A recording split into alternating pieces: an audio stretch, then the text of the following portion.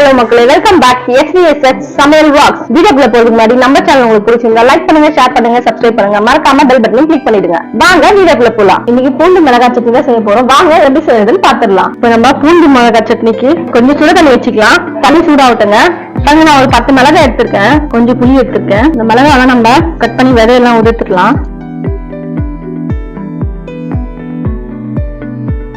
பாருங்க, நான் 10 மிளகாவை வெள்ளை எடுத்துட்டு வச்சிருக்கேன். இப்போ நம்ம இதை ஊற வச்சுக்கலாம்.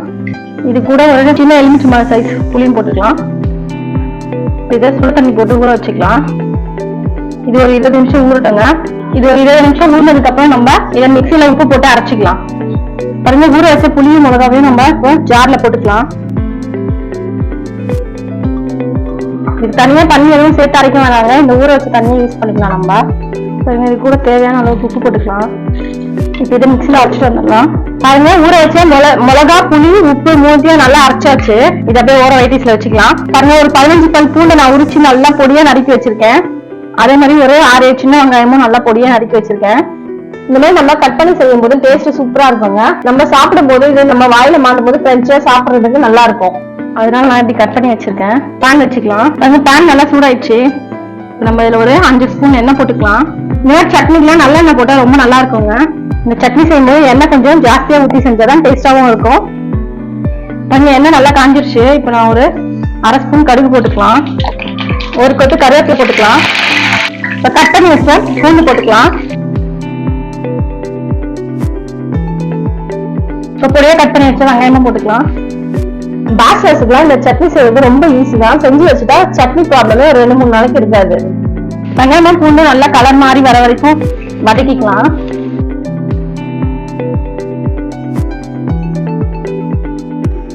பாருங்க, பூண்டு வெங்காயமும் நல்லா கலரை மாறி வந்துருச்சு. நல்லா கோல்டன் கலர் ஆயிடுச்சு. இப்ப நம்ம அரைச்சி வச்சு பேஸ்ட் இதுல போட்டுக்கலாம். நம்ம வெளியூர்லாம் போடுவோம்னா இந்த பூண்டு மிளகாய் சட்னி செஞ்சு எடுத்து போனா 2-3 நாளா ஆனாலும் கெட்டு போகாம இருக்கோங்க. பாருங்க, அரைச்சி வச்ச பேஸ்ட போட்டாச்சு. நல்லா மிக்ஸ் பண்ணி விட்டுடலாம். மிளகாவோட பச்சை வாசனை போற வரைக்கும் கொஞ்ச நேரம் நல்லா வதங்கிடுச்சுன்னா போதுங்க. சூப்பரான டேஸ்டியான பூண்டு மிளகாய் சட்னி ரெடி ஆயிடும். இந்த மாதிரி நம்ம செய்யறதால ஒரு 4-5 நாள் கூட நம்ம வச்சு சாப்பிடுறதுக்கு நல்லா இருக்கும். சீக்கிரமா கெட்டு போகாது. நம்ம போட்ட எண்ணெய்லாம் கொஞ்சம் நல்லா உள்ள இழுத்துருச்சு. இன்னும் நல்லா கலர் மாறி நம்ம போட்ட எண்ணெய்லாம் கொஞ்சம் கொஞ்சமா வெளியே வரும். அப்ப நம்ம கேஸ் ஆஃப் பண்ணிக்கலாம். இன்னும் ஒரு 5 நிமிஷம் மட்டும் இருக்கட்டுங்க. பாருங்க, நம்ம ஊத்தின எண்ணெய்லாம் நல்லா பிரிஞ்சு வெளியே வந்துருச்சு. ரொம்ப சூப்பரா மல்லிகை பூ மாதிரி இட்லி சுட்டு சட்னி வச்சு சாப்பிட்டா அப்படி இருக்குங்க. பாருங்க, இதில் லாஸ்டா ஒரு ஸ்பூன் வெல்லம் போட்டு இறக்கிடலாம். வெல்லம் போட்டு நல்லா மிக்ஸ் பண்ணி விட்டுருங்க. வெல்லம் போட்டாதான் அந்த புளிப்பு காரம் எல்லாம் கரெக்டா நம்மளுக்கு பேலன்சிங்கா இருக்கும். அதுக்காக தான் நம்ம வெல்லம் சேர்க்கிறோம். பாருங்க, சூப்பரா பூ மாதிரி இட்லியும் பூண்டு மிளகாய் சட்னியும் டேஸ்ட் வேற லெவல்ல இருக்குங்க. நீங்க கண்டிப்பா ட்ரை பண்ணி பாருங்க. நீங்க உங்க வீட்டுல ட்ரை பண்ணி பார்த்துட்டு எப்படி இருந்துச்சுன்னு கமெண்ட் பண்ணுங்க. அது கூட சமைக்கும் போது கொஞ்சம் அன்புடையும் சமைச்சீங்கன்னா உங்க சமையல் அருமையா இருக்குங்க. தேங்க்யூ ஃபார் வாட்சிங். நெக்ஸ்ட் வீடியோல பார்க்கலாம். Tata bye bye from Vasanthi.